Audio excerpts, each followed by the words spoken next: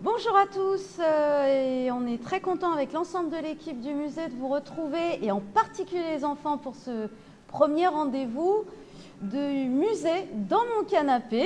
Et aujourd'hui, bien accompagné, voilà, petit coq français, pour cette découverte cet après-midi du rôle des animaux en 14-18.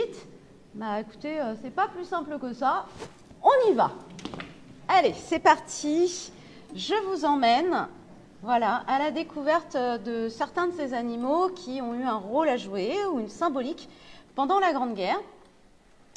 Et je vais vous emmener découvrir un premier animal, alors en immersion totale. Voilà, pour ce mois de novembre, on va vous proposer toutes ces visites. On va passer à côté de certains soldats mobilisés au début de la guerre, puisque quand la guerre se déclenche en août 14, on va avoir besoin bien sûr d'hommes, de matériel, mais aussi de la réquisition des animaux, voitures et harnais qui vont être nécessaires au complément de ces armées. Et là, je vous en montre un beau cheval avec son cavalier allemand. Comme je passe un peu près, il a l'air très impressionnant. Mais n'ayez pas peur les enfants, celui-là, il ne nous attaquera pas. Ce qui veut dire que dans les armées de la guerre, au tout début, donc, on a des chevaux qui vont devenir de véritables combattants, et puis d'autres chevaux vont avoir un rôle à jouer, en particulier dans ce qu'on appelle le train régimentaire. Le train régimentaire, c'est toute la logistique, l'organisation de transport de ce qui est nécessaire aux armées. Et justement, j'ai quelques images à vous montrer pour illustrer. Hop, je recommence, voilà. Cet ordre de réquisition qui permet d'informer toutes les populations qu'il va falloir mettre à contribution, pas que les chevaux, hein, les mulets aussi. Les véhicules, ce ne sont pas ceux d'aujourd'hui, évidemment. Ça ressemble pour nous à des charrettes, mais ce sont bien des voitures. Et puis, voilà, quelques exemples de ce que les enfants aussi, comme vous, mais à l'époque, pouvaient avoir, qui illustraient donc le rôle de ces animaux. Voilà, je vais m'arrêter ici pour vous retrouver et vous montrer un petit peu plus où je me trouve dans le musée. Ici, on est au tout début du parcours de découverte de la guerre 14-18. Et donc, les soldats à côté desquels je suis passée, c'est dans cette grande vitrine qui se trouve à côté de moi. Donc là, je suis un peu petite. Je vais vous remontrer quand même un peu plus de choses. Justement, il y a les combattants et il y a du gros matériel à emmener. Un matériel en particulier que moi j'ai envie de vous montrer aujourd'hui, c'est l'artillerie. L'artillerie, c'est beaucoup de pièces, beaucoup de canons en fait. Je vais aller les rejoindre. Les voilà. On a la chance d'avoir ces deux canons à notre proximité. Et vous allez voir qu'ils ne sont vraiment pas petits.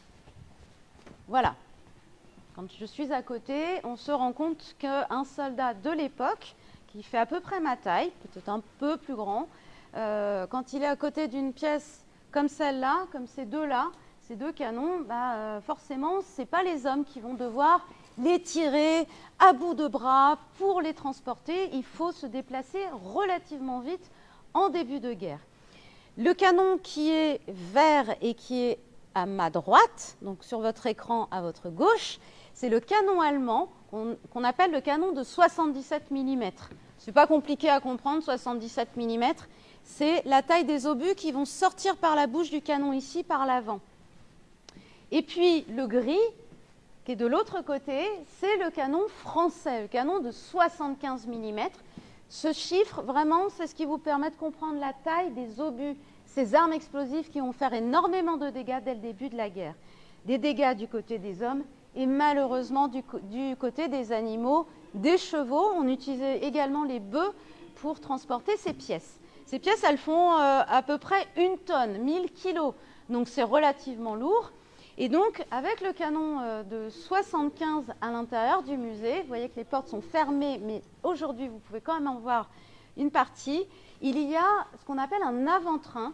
L'avant-train, c'est une pièce qui permet de tirer le canon et surtout qui va permettre l'attelage des chevaux. Pour le canon allemand, ce sera la même chose. Des soldats vont être auprès des chevaux, on les appelle les soldats montés, pardon. Et puis, il y a les servants qui, eux, vont accompagner à pied, mais aussi s'asseoir. Si vous regardez bien le canon allemand, il y a comme 2 sièges de chaque côté du tube par lequel passent les obus. C'est là qu'on va s'asseoir quand on va se déplacer. Je vais vous remontrer les images un petit peu qu'il y avait juste avant. Voilà. Alors, on va réaccélérer un tout petit peu. Donc là, on a un attelage à la Daumont, 4 à 6 chevaux qui vont permettre de déplacer ces charges lourdes et l'avant-train, voilà, qu'on voit d'un petit peu plus près avec ces photos. Donc un matériel très important. Et là, une situation avec donc, cette illustration où on voit vraiment tout cet harnachement et puis les conditions aussi de déplacement qu'il y aura également plus tard durant la guerre. Voilà, donc j'espère en tout cas déjà que le rôle du cheval pour vous est assez clair. Mais il n'y a pas que les chevaux, même s'ils sont très à l'honneur durant la Première Guerre mondiale et que leur rôle sera important jusqu'à la fin, jusqu'en 1918. Il y a un autre animal qui se trouve pas loin de moi, que je voudrais vous montrer également. Je pense que vous allez vite le deviner. Alors, le temps que... J'ai une caméra qui est un petit peu capricieuse aujourd'hui, mais ce n'est pas une inquiétude, ça arrive. Avec un véhicule, si vous êtes déjà venu ici et si vous n'êtes pas encore venu ici, eh bien ce sera l'occasion de découvrir. Cet énorme camion, c'est un camion colombophile, un camion de la section colombophile, une unité dans l'armée qui est réservée, qui s'occupe de la communication avec les pigeons voyageurs. Ces pigeons voyageurs et ces coursiers vont être l'occasion justement de porter des messages qui ne seront pas par des techniques de téléphone ou de télégraphe. Et il y en a un dans cette guerre qui a été assez célèbre. Et le voilà, hop là, du premier coup. Alors, ce n'est pas celui que j'ai dans les mains, attention, c'est ce pigeon en peluche qui représente le pigeon Vaillant. Le matricule 787.15. Vaillant est resté célèbre dans l'histoire de la bataille de Verdun et dans l'histoire de la Première Guerre mondiale parce qu'il a été le dernier pigeon à quitter le fort de Vaux. On est en plein dans la bataille de Verdun, ça canonne de partout. C'est vraiment beaucoup de dangers, beaucoup de dégâts. Et le commandant Raynal n'a plus qu'un dernier espoir, c'est ce pigeon qui va emmener son message, malheureusement qui sera noyé dans tous les messages que les généraux reçoivent. Il n'empêche que Vaillant va être médaillé pour ses bons et loyaux services durant la Première Guerre mondiale, durant cette bataille dont on se souvient encore aujourd'hui, dont on parle encore aujourd'hui. Et donc Vaillant, au fort de Vaux, a le droit à une plaque en marbre qui commémore son souvenir. Donc je vous invite aussi à aller par là-bas si vous êtes intéressé par son histoire. Mais voilà, donc aujourd'hui c'est Peluche Pigeon, Peluche Vaillant qui m'accompagne pour vous parler de ces pigeons. Mais il y en a des vrais dans le musée, je vais vous les montrer. Je vais vous les montrer tout de suite. Hop. Donc beaucoup de pigeons ont été réquisitionnés. Il fallait aussi que les civils, les personnes de l'arrière, c'est-à-dire les familles en fait des soldats, puissent fournir ces pigeons aux armées, comme les chevaux, comme beaucoup d'animaux. Et donc sur le véhicule, on a ces pigeons empaillés qui permettent effectivement de mieux comprendre aussi leur rôle et à quoi servait ce véhicule. Alors forcément, la réquisition des animaux, ça va avoir des conséquences pour ces familles qui sont restées dans les villes, dans les villages, qui sont loin des champs de bataille. Donc je vous propose qu'on aille un peu plus loin et que je vous montre quelques images. On retrouve Vaillant en illustration. Un autre type de camion colombophile, vous voyez, qui sont très nombreux. Les soldats du train régimentaire dont je parlais, mais particulièrement de l'artillerie, ici, et des jouets qui continuent d'évoquer pour les enfants le rôle du cheval et l'image de Warrior, un cheval que vous pourrez découvrir sur un quiz. Les éléphants des cirques aussi ont été mis à contribution durant la Première Guerre mondiale, justement parce qu'on avait besoin de tous ces animaux. Et on va parler un peu des femmes, justement. Voilà, je vais m'arrêter là. Et je vous montre ce que l'on a dans le musée. On retrouve la photo qui était juste avant Et cette affiche en dessous, alors je vais bien balayer pour que vous puissiez bien voir.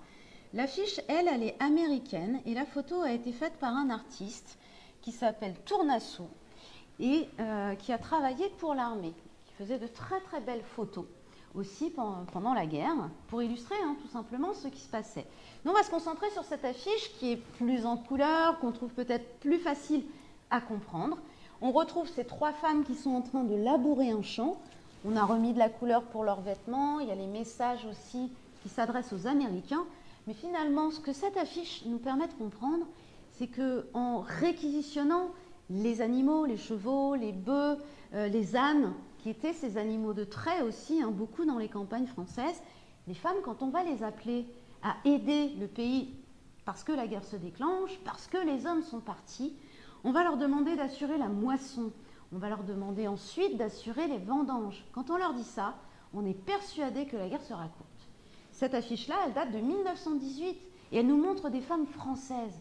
Ce qui veut dire que ce travail va se faire tout au long de la guerre et il faudra s'adapter, comme nous en ce moment on doit s'adapter, ce qui n'est pas très drôle, mais pendant la guerre aussi, il a fallu s'adapter et assurer la culture à l'arrière, l'élevage également, pour que les armées puissent manger, pour que tout le monde en réalité puisse manger, même les animaux avec le fourrage. Voilà. Alors, je crois qu'il y a un petit éléphant quelque part dans le musée. Je vais aller le chercher pour vous le montrer.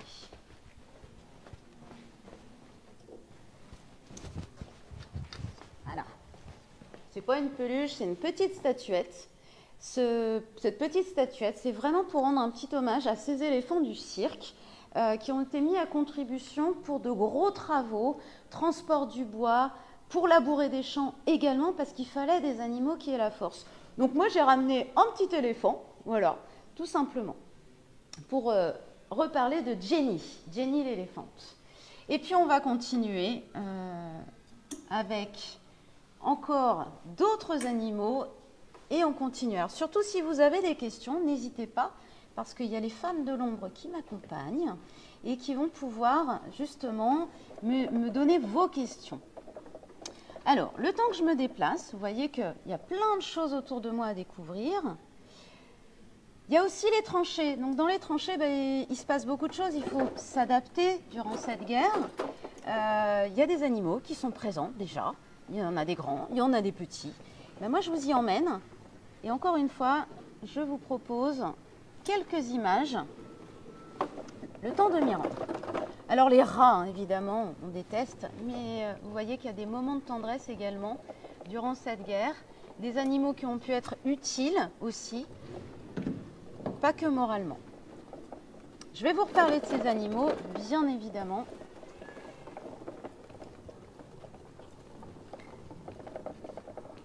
Ces chiens aussi qui ont eu un rôle assez important sur le front. Et Guigui qui mange du chocolat.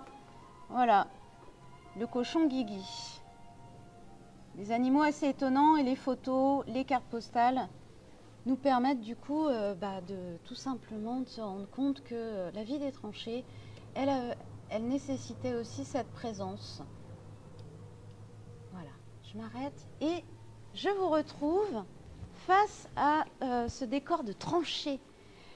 Les tranchées, on a la chance d'en avoir dans le musée. On en a deux qui permettent de comprendre comment ça s'organise pour les soldats, de mieux comprendre leur vie quotidienne dans cet environnement. Quand on regarde, il y a beaucoup de terre, puisque de toute façon, on creuse la terre. Et puis, certaines armées sont ingénieuses. On va mettre du béton, on va mettre du métal, des plaques de métal, de la tôle, pour retenir, pour faire des plateformes où on observe son ennemi et depuis lequel on a des postes de tir. Et il y a le matériel qui s'adapte. Et dans cet environnement, les rats, ils sont là. Forcément. Les rats, le problème, c'est qu'ils vont apporter des maladies, ils vont manger la nourriture des soldats, qu'il va falloir protéger. Tiens, il y en a un qui est là avec moi. Je suis sûre que vous l'aviez remarqué. Un petit rat. Alors celui-là, ça va. Il va être assez gentil, c'est un rat peluche, donc pas de problème avec lui. Et puis, ma foi, il est quand même assez mignon. Pas trop gros. Il y en avait des bien plus gros pendant la guerre puisqu'ils arrivaient à se nourrir. C'est aussi des petites bêtes qui vont se nourrir d'autres choses durant la guerre, mais on en reparlera un autre jour, vraiment. Ces rats, le problème c'est qu'ils sont pleins de puces, plein de poux, donc ils peuvent transmettre ces petites vermines aux soldats qui vont manquer d'eau pour se laver comme nous on le fait. C'est quand même assez problématique. Et puis ils peuvent attaquer parce que c'est quand même des bêtes un peu sauvages. Donc ils peuvent attaquer et transmettre des maladies. Donc les rats, vraiment, on ne les aime pas. Donc il est beau être mignon. Voilà, c'est parti pour le rat. C'est terminé pour lui. Je crois qu'il y a une question.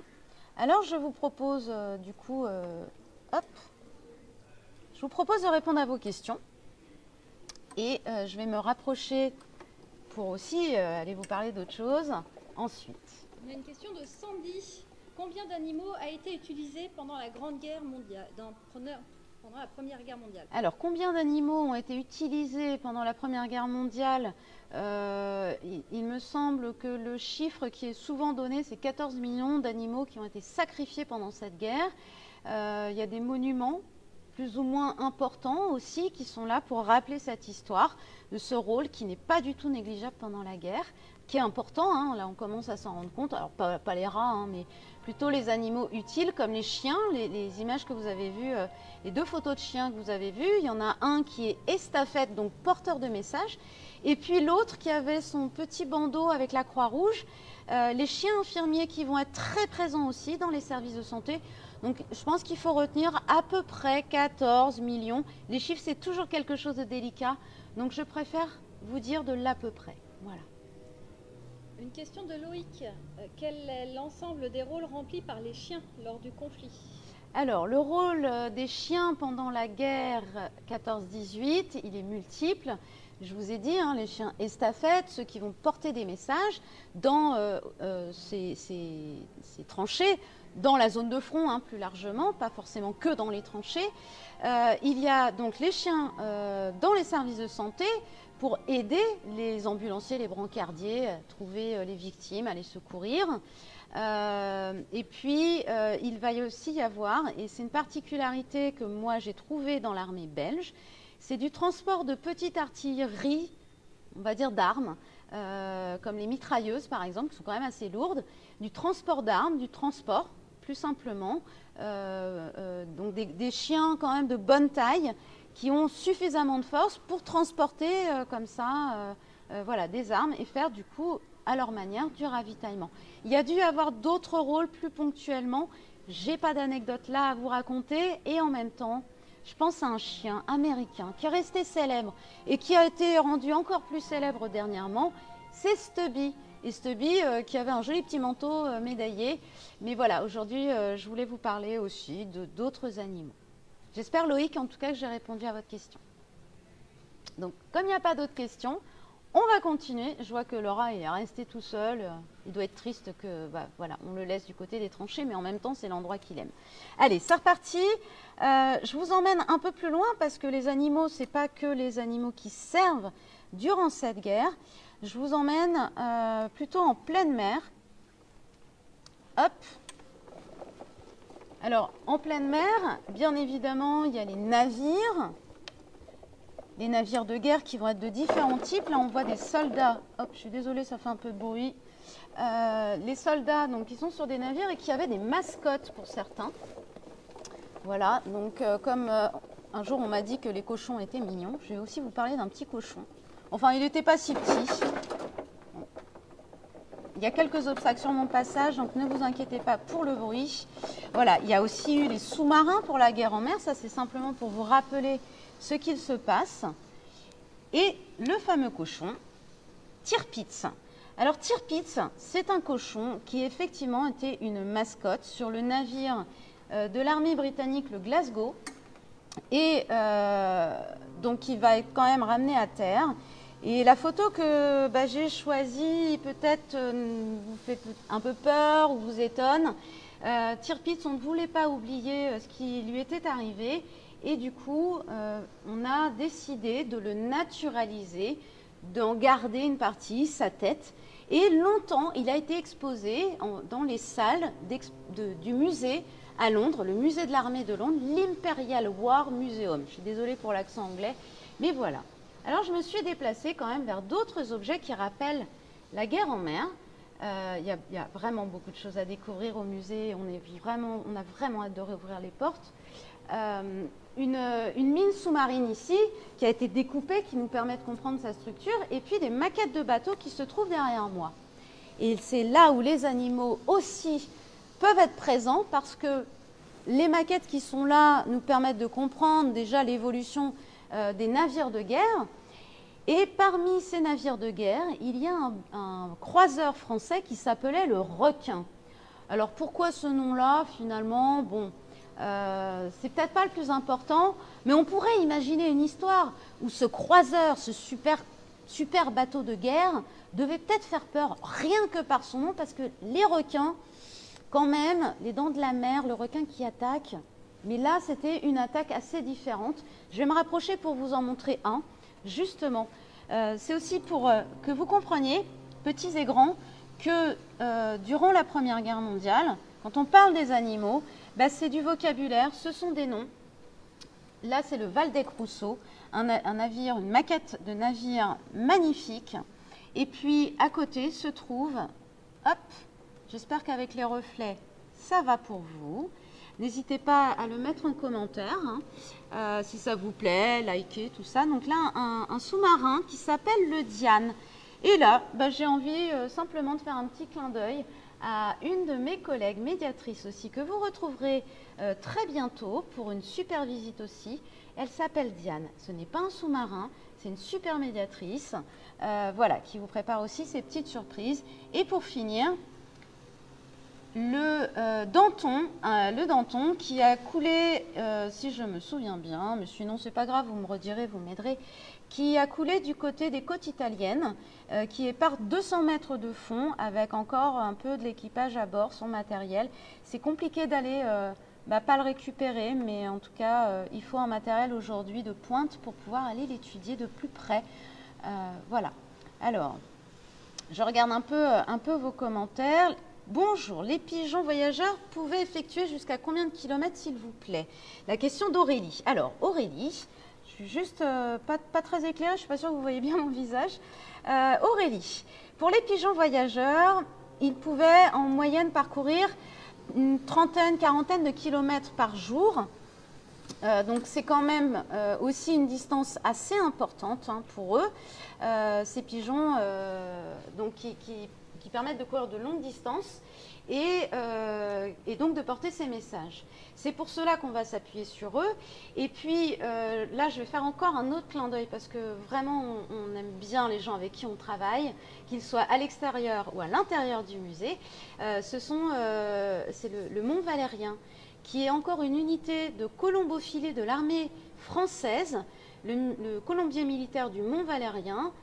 Sébastien et Sylvain voilà, viennent chez nous une fois dans l'année au moins pour expliquer au public, aux grands, aux petits, comment ça se passe, comment on dresse les pigeons. Voilà, et donc qui répondent à ce type de questions. J'espère que j'ai répondu, Aurélie, en tout cas à votre question. Je crois qu'il y a encore une autre question.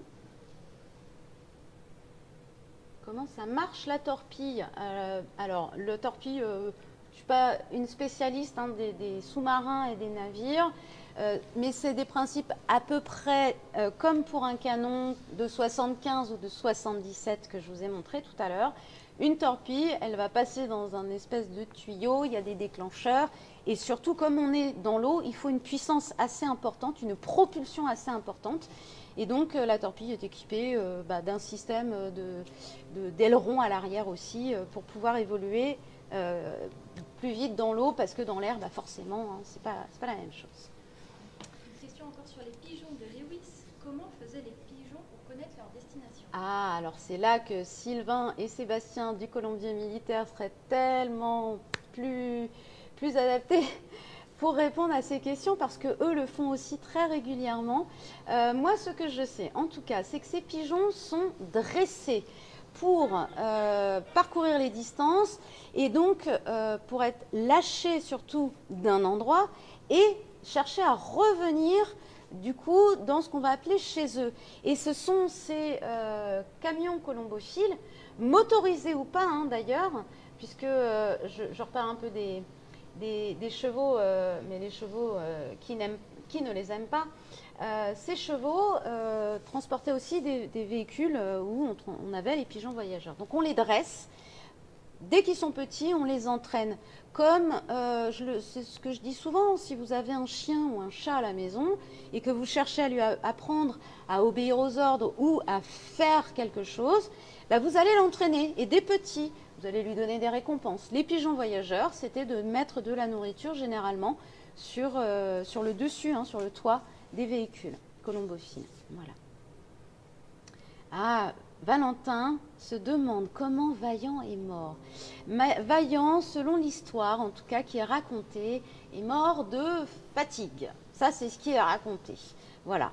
Donc, c'est peut-être aussi pour ça qu'on a voulu faire un exemple pour que les hommes, eux aussi, soient capables de ce sacrifice durant la guerre.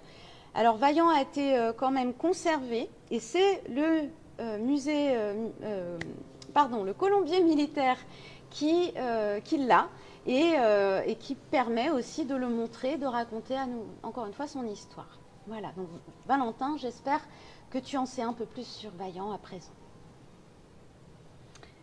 Les torpilles vous intéressent énormément. Mathéis, alors je vais essayer de répondre aussi à ta question. Y avait-il plusieurs types de torpilles selon les bâtiments? Je pense que oui. Je ne suis vraiment pas une spécialiste de la guerre en mer parce qu'il faut vraiment apprendre beaucoup de choses sur les objets qu'on a au musée. Et ben du coup, moi je te propose et je vous propose aussi, quand l'occasion sera donnée, et ben de venir nous voir. On est une équipe de médiateurs et on a le plaisir aussi de répondre à ces questions. Entre-temps, il faudra juste nous laisser réviser un petit peu nos connaissances. Voilà. Vaillant aurait été gazé lors de son trajet. Valentin, il me semble que c'est Valentin, hein, sinon vous corrigez. Pour le prénom, il me semble oui aussi, hein, épuisement, mais du coup gazé. En même temps, les pigeons avaient l'avantage de pouvoir voler suffisamment haut en altitude pour ne pas être autant atteints que les hommes par les armes chimiques. Je vais continuer de me déplacer parce que il y a encore quelques animaux que je voudrais mettre à l'honneur. Donc simplement, je vais repartir. Hop, on quitte la torpille. Je sais qu'elle vous intéresse beaucoup, cette torpille. Je voudrais vous montrer cette fois-ci une pièce. Vraiment, quand on est fan du musée, ça c'est un incontournable. Vous ne verrez pas ma tête parce que je ne peux pas grimper dedans et que je ne prendrai pas le risque ni de tomber, ni surtout d'abîmer cet avion de 1918, de fin de guerre en tout cas, qui est un SPAT 13 et sur lequel est présent un animal. Voilà, j'espère que également vous le voyez correctement. Cet animal, c'est la cigogne, pas n'importe laquelle, la cigogne Hélène, qui va donner son surnom à une escadrille, l'escadrille des cigognes, escadrille dans laquelle on va trouver les as des as. Donc finalement, la cigogne va presque être pour nous un prétexte. Cette cigogne, elle a été adoptée par René Fonck, qui est le meilleur aviateur de l'armée française avec un peu plus de 80 victoires. On va dire entre 70 et 80 victoires. Je n'ai plus le nombre exact. Et donc, Hélène, pour qu'elle puisse leur porter chance, elle va rester au sol, puisque c'est une mascotte, mais les aviateurs vont pouvoir l'avoir avec eux, comme ça, peinte sur leurs avions, et vraiment dans une position différente, qui permettra aussi de savoir quel avion appartient à quel aviateur. Ce SPAT 13 fait partie des avions les plus rapides, avions de combat, avions de chasse qu'on va avoir vers la fin de la guerre, même si l'aviation se développe de 1914 à 1918. Mais ça, j'en parlerai dimanche, puisqu'on sera sur une découverte aussi qui met en avant les évolutions majeures de la guerre. Et donc voilà, donc, Hélène, c'est une cigogne qui, elle aussi, a été conservée pour garder la mémoire de cette histoire. Les pilotes de guerre, des pilotes de guerre aussi qui viennent chez nous, hein, une association qui reconstitue l'histoire vivante. Et puis, avec des images, pour aller encore plus loin à travers le monde, parce que c'est une guerre qui est mondiale, je vous montre voilà, un zèbre avec des troupes britanniques, un petit zèbre, et puis là, des gravures aux carrières Wellington à Arras, qui ont été laissés par, en particulier, les soldats néo-zélandais qui font partie de l'armée britannique, un petit singe, on peut penser à un petit singe, et d'autres lieux à découvrir, le caribou pour les Terre-Neuviens, le lion pour le 51st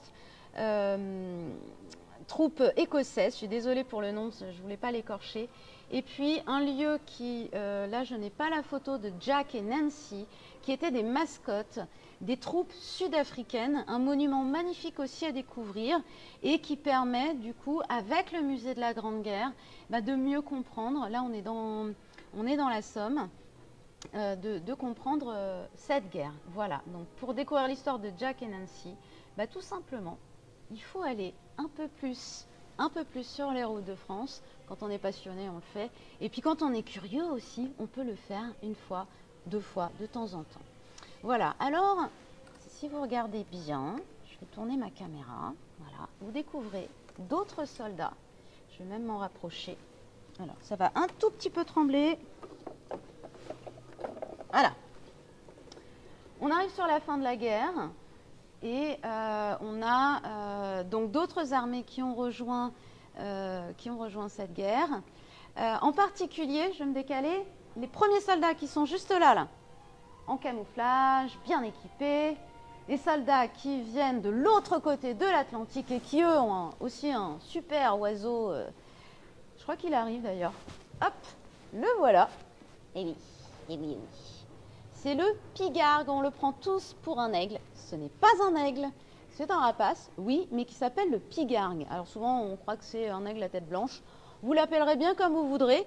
Le pigargue, c'est l'animal emblème des États-Unis, les États-Unis d'Amérique, qui vont rejoindre la France, les troupes britanniques et tous leurs alliés dans cette guerre, officiellement en avril 1917, et les premières troupes arriveront en 1918. Et grâce à ces troupes, on va avoir des renforts, environ 2 millions de soldats américains sous le commandement du général Pershing.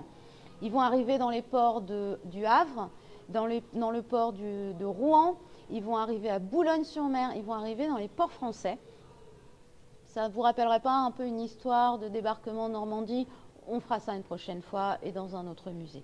En tout cas, ils vont arriver en renfort et ces soldats américains, je vais leur laisser leur pigargue pour que ça leur tienne compagnie. Ces soldats américains, du coup, vont être si nombreux que aussi, avec les évolutions des armes, on va pouvoir reprendre ce qu'on faisait au tout début de la guerre, ce qu'on appelle la guerre de mouvement. On va sortir des tranchées, on va quitter les tranchées et grâce à l'aviation, grâce aux chars d'assaut, on va aussi pouvoir, du coup, combattre, mais d'une manière beaucoup plus moderne. Et si vous les regardez bien, on a l'impression que tous ces soldats sont habillés de la même manière, c'est-à-dire de la même couleur. Le camouflage, c'est aussi grâce aux animaux qu'on a pu y réfléchir. Un en particulier, le caméléon.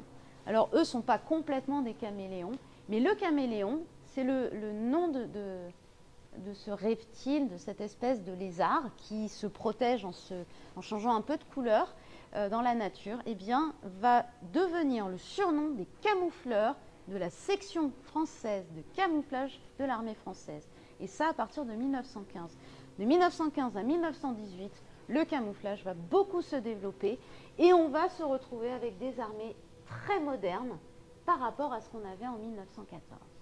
Voilà, donc je pense qu'on a encore du temps pour des questions. En tout cas, moi, je suis là pour y répondre. Donc, n'hésitez pas. Je vois qu'il y a Sam Rowe qui a écrit un commentaire. Beaucoup d'animaux de cirque ont été utilisés pour tracter, surtout en Allemagne. Effectivement, les images qu'on retrouve quand on fait une simple recherche sur Internet, ce sont des animaux du cirque en Allemagne. Une fois qu'ils étaient épuisés, ils étaient abattus. Mais ils ont donc servi à nourrir les civils. Alors, les enfants, ne vous inquiétez pas, on a dû les abattre très très rapidement pour qu'ils aient pas mal. Et Lionel, cher Lionel, super, merci d'avoir montré la photo. Ah oui, c'est un petit clin d'œil pour vous de votre arrière-grand-père, effectivement, tout début de la visite avec avec l'âne ou le mulet. Voilà, un attelage.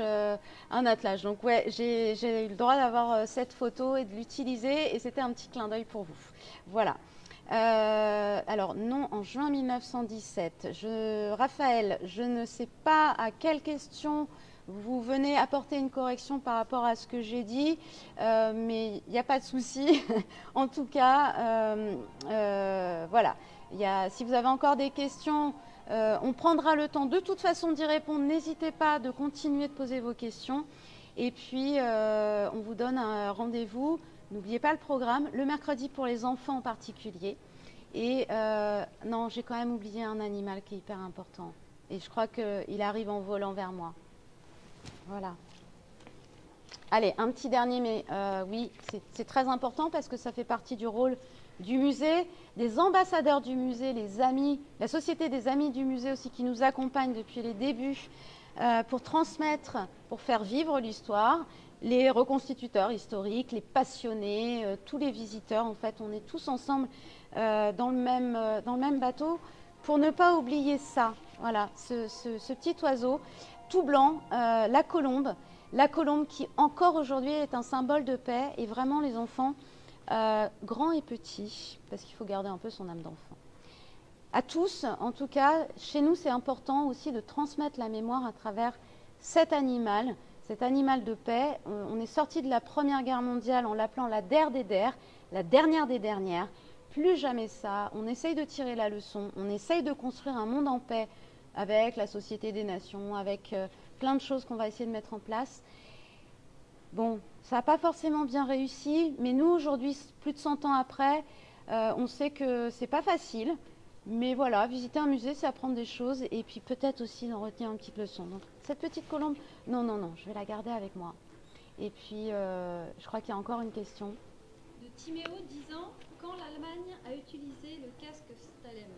Alors, quand l'Allemagne va mettre en service le casque d'acier pour ses troupes, je vais répondre par une généralité.